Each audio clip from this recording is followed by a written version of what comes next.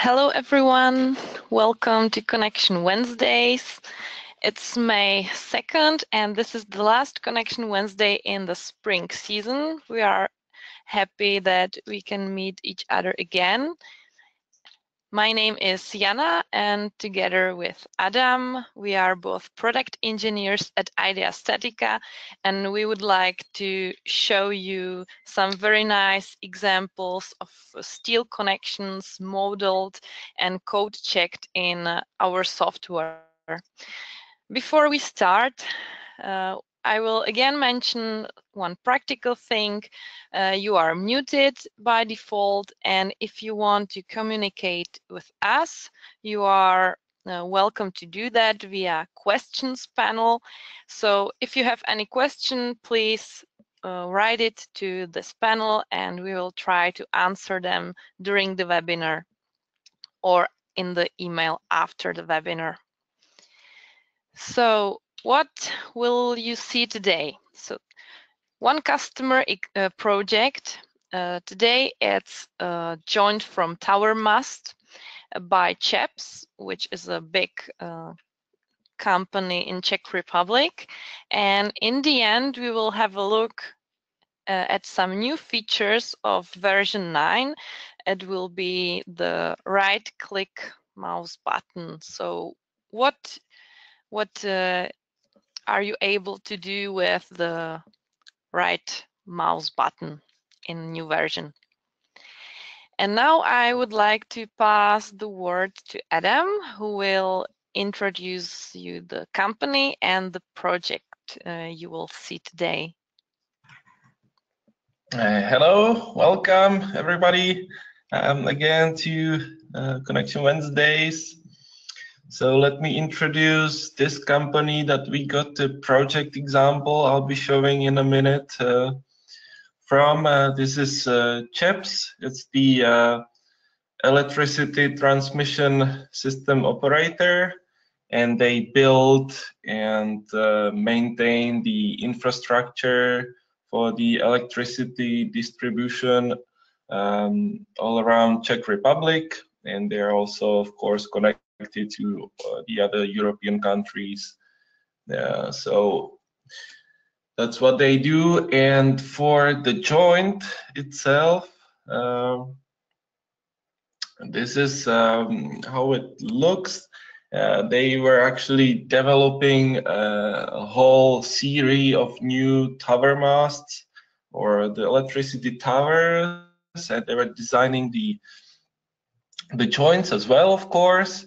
And with help of StatiCa connection, they were able to redesign them and save about 20% or 30% of material that they would spend of that joints.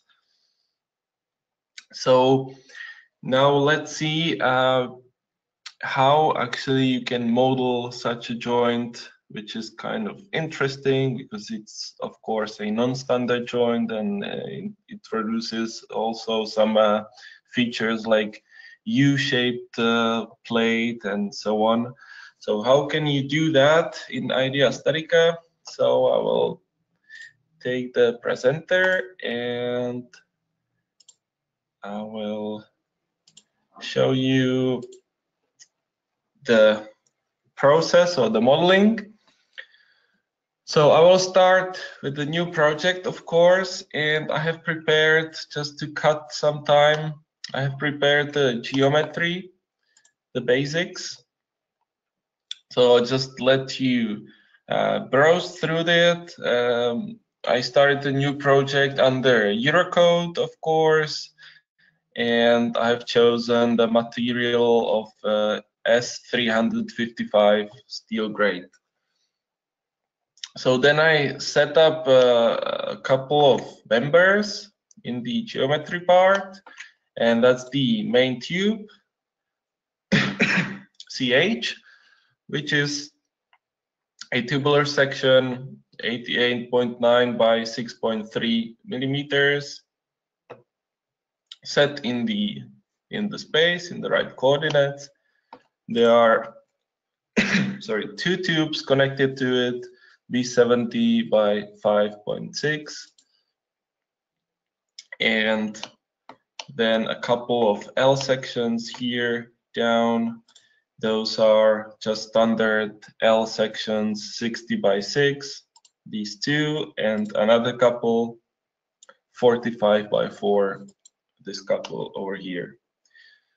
And now the main member is set as ended, the geometrical type.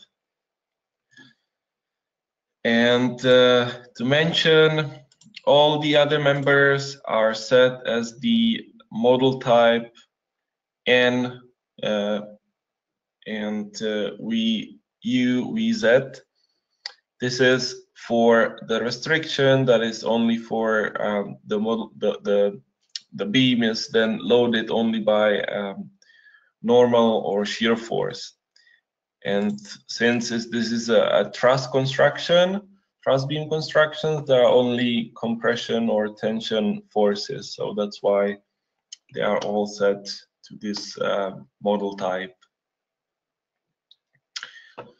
Okay, so that's for the geometry part.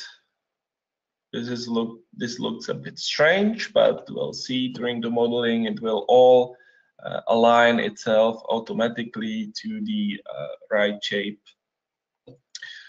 So we can proceed to the load effects, and here I will use the shortcut or the import, of course, of the forces that I have in Excel sheet.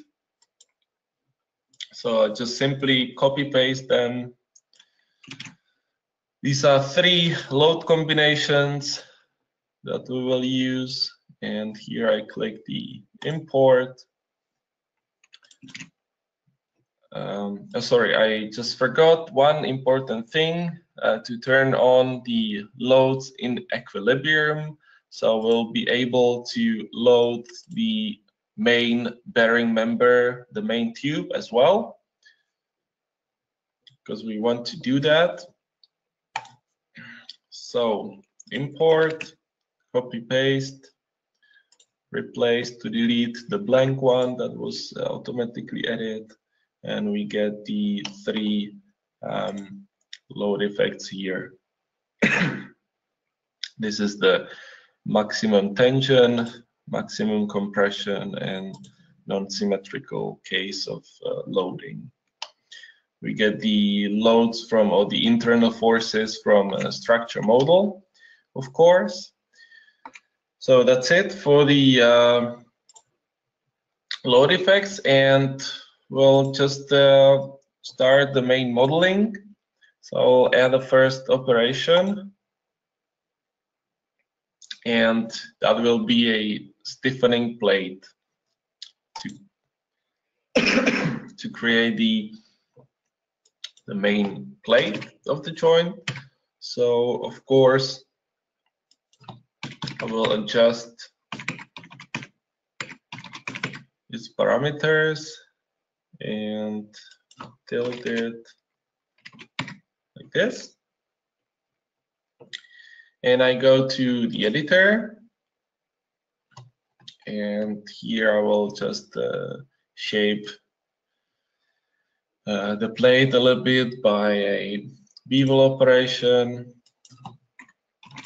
So 45 for corner 1, and the same one just mirrored for the corner number 2. Okay, so this is shaped like this. And we can continue. I will now do this bottom part with the L sections. I will be connecting them with the gasset plate. So I will add operation gasset. I will choose the grade 8.8, M12 for the size of both. And here I will add the gasset plate, and then I will continue with other operations for connecting to connect the L sections. So the gasset plate will be set for the M6, which is one of the L sections related to CH, the main tube, of course, and I will just adjust the geometrical parameters. Alignment rear, welded, and here I changed the weld position of the main weld here, and leave the default size, which is calculated to be 3.2 millimeters. And I will turn off the weld that's connecting the L section because I will connect it in the next operation. This was just to create the gasset plate. Okay, so as I said, let's connect the L section. I will use the gasset plate operation again, but this time I'll be connecting M6 to existing plate, which is the gasset 1. And I will be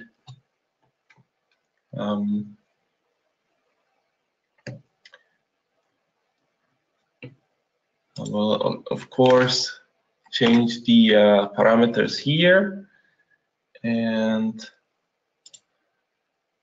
I will choose the bottom plate to be aligned with a bolted connection.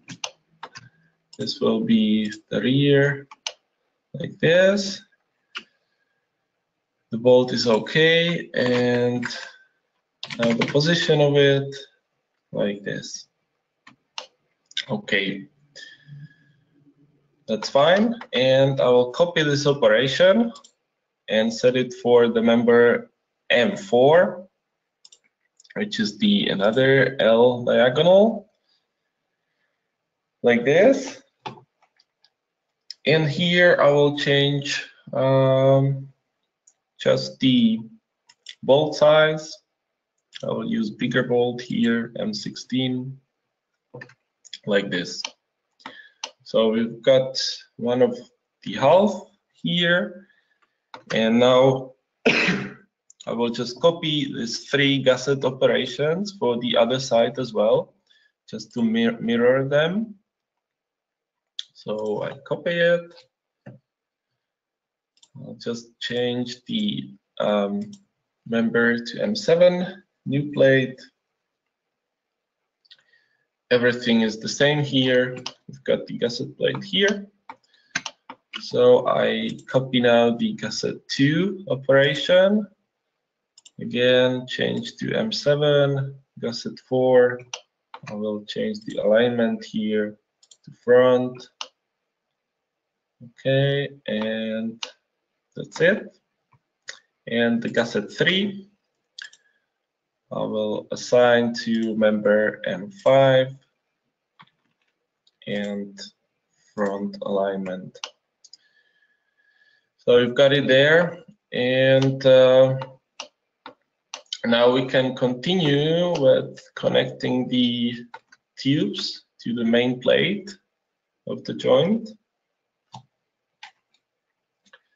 So I will add now a new operation of actually the U-shaped clip plate to connect these tubular members to the plate. So how can we do that? We can, of course, use the stiffening plate operation. And here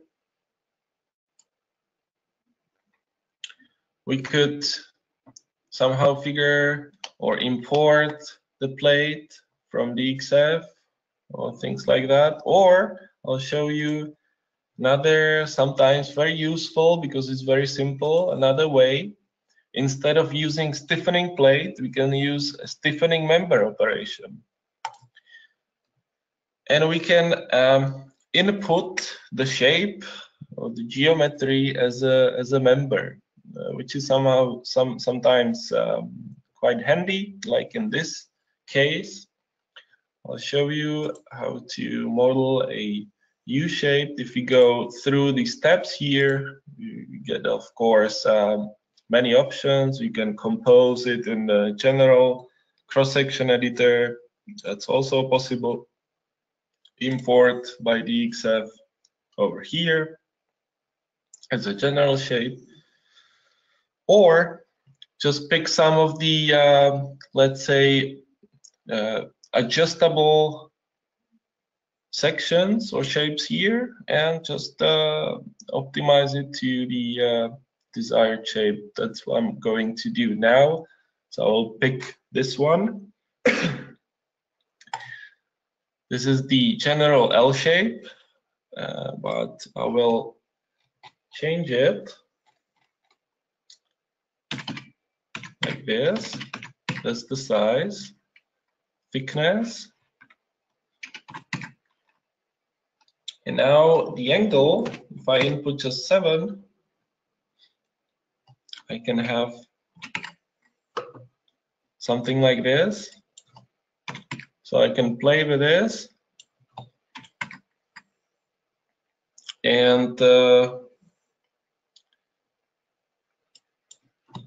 I can get the desired combination. If I input 0, I get something like this. So I can just you know, adjust this to the shape I need. So I get it like this now. So what I need is to put it in the right position. So I do it that I change the origin to plate, and that will be the SP1, the main one. Set it as doubler and locate it as rear. Now I will change its size of this clip like this and modify or change the position of it by setting the X position and rotation. So we've got it just in there, just in the right place. Okay. Now I turn off the weld here because we'll be bolting it together. And I will continue now with the cut operation to weld the tube to this U-shaped plate. So let's do that. I will adjust the standard cut operation. And oh, I forgot about the connecting the main tube to the plate, so let's do that first. So I'll be connecting CH to the plate, SP1, and the method is surface, of course. Okay, and I leave the default size of the weld, which is 6.3 millimeters. And now let's connect the diagonal tube. So that's D1. We're connecting to member, because it's stiffening member, SM1, and cutting method surface. So we got it like this. Again, I leave the default weld size, which is calculated to be 5.6 millimeters. And now we'll just copy this plate for the other diagonal as well.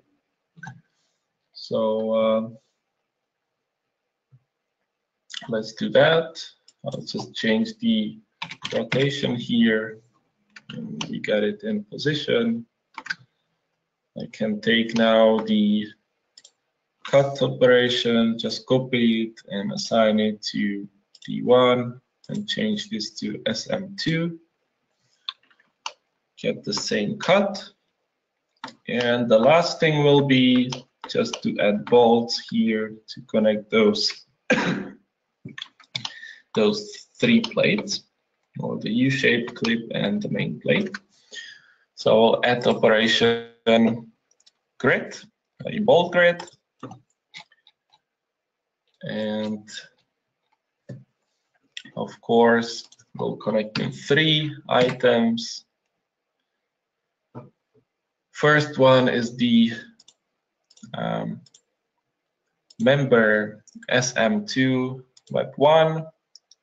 Second one is the stiffening plate number 1.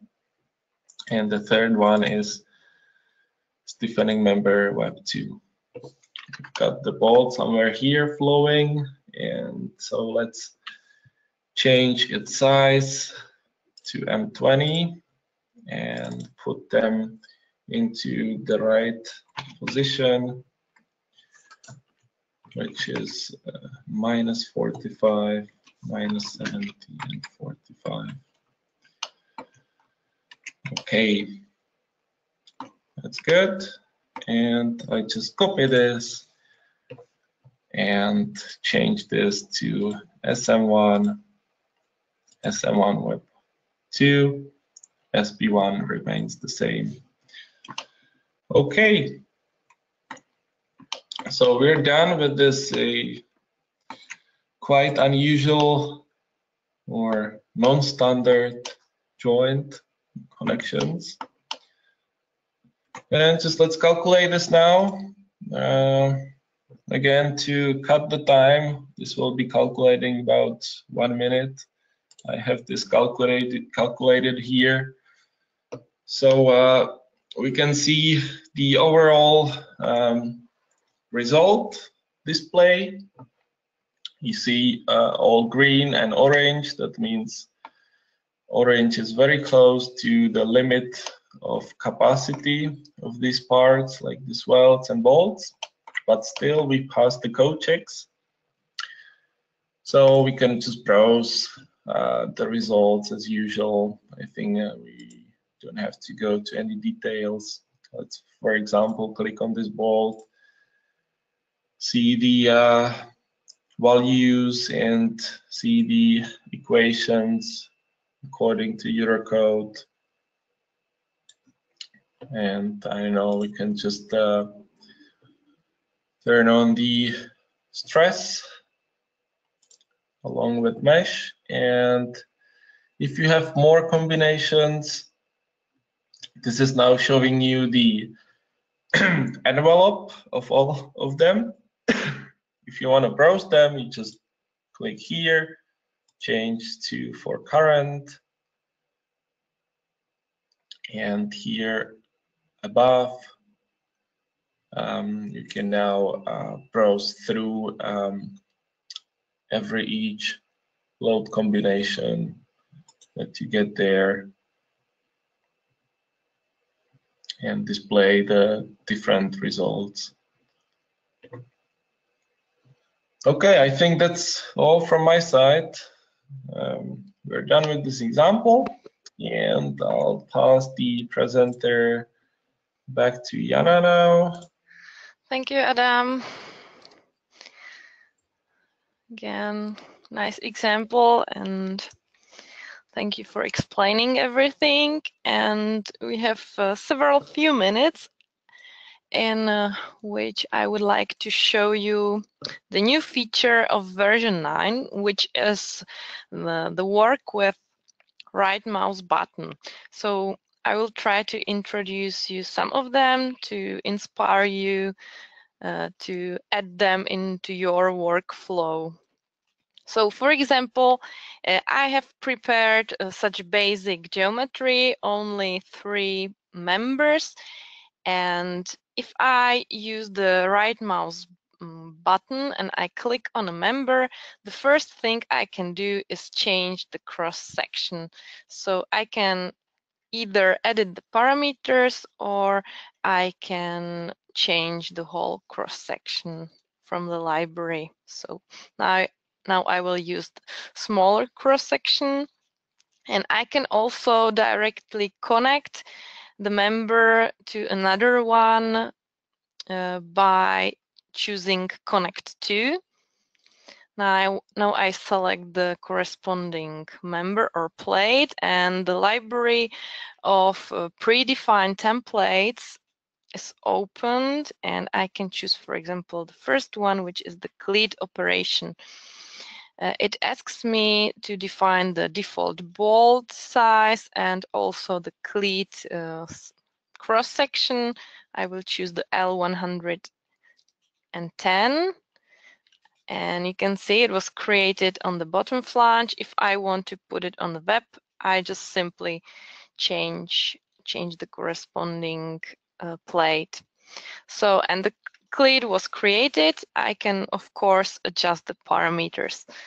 Again, one more example. For example, the other member, I want to connect it to the web of the column with, for example, such end plate. And it's created.